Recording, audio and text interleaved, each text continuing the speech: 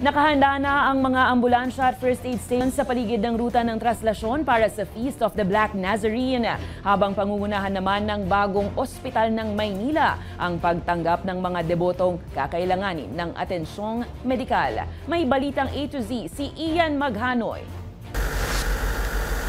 Abala na sa paglilinis ng tent na ito ang Manila Disaster Risk Reduction Management Office o MDRRMO sa likod ng kartilya ng Katipunan sa Maynila. Gamit ang fire truck ng Bureau of Fire Protection, marahang wino-water cannon ng mga bombero ang tent habang kinukuskus naman ito ng mga personnel ng MDRRMO. Bahagi ito ng 17 Incident Command Post o ICP na itinatayo ng Manila City Local Government Unit sa kahabaan ng ruta ng prosesyon para sa pista ng itim na Nazareno. Nandiyan din yung iba't ibang LGUs na gustong tumulong sa atin at may mga gagaling ng probinsya na LGUs, Provincial DRR ng Nueva Ecija, Provincial DRR ng Calauag, Quezon ay pupunta rin dito sa atin sa kartilya upang mag-check-in at upang mag-obserba at tumulong.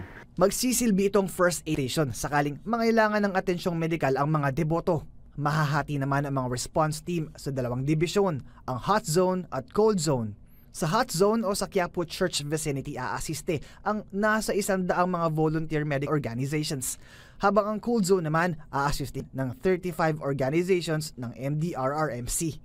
Hindi naman po tayo sumasabay sa gilid, kundi medyo perimeter po tayo sapagkat hindi naman po lahat ng nagkakaroon ng problema ay nasa gitna. At yun naman pong iba na nasa gitna na nagkaproblema, ilalabas po kagad ng mga tao yan. At yun naman po ang ating mga nabibigyan ng serbisyo. Maliban sa ICP, nakaumang na rin ang 100 ambulansya ng LGU sa Quirino Avenue.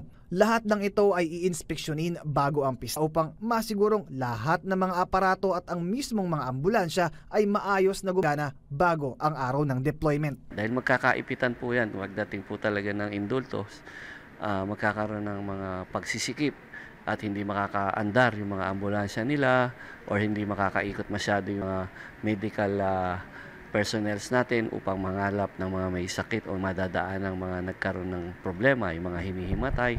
Nandito tayo ngayon sa loob ng Advanced Life Support Ambulance na gamitin para sa pista ng itim na Nazareno. Merong stretcher, merong trauma bag, merong wheelchair, at higit sa lahat, ang Advanced External Defibrillator para sa lahat ng mga pasyente aatakihin sa puso. 3 nurse at 1 driver ang aasiste sa bawat pasyente upang agad na madala sa ospital ng ligtas. At dahil naka-white code alert na ang Department of Health o DOH sa buong Metro Manila, handa na rin daw sa pista pati ang lagpas 300 mga doktor at nurse ng bagong ospital ng Maynila na nangungunang pagamang katuwang ng LGU. Coded yung mga pasyente. Kung sino uunahin. Pag tingin nila stable, hindi muna inaasikaso yan. So ang emphasis mo o priority mo are those that really needs immediate help. Bukas na inaasahang makukumpleto ang mga kinakargang medical equipments sa loob ng 17 ICP.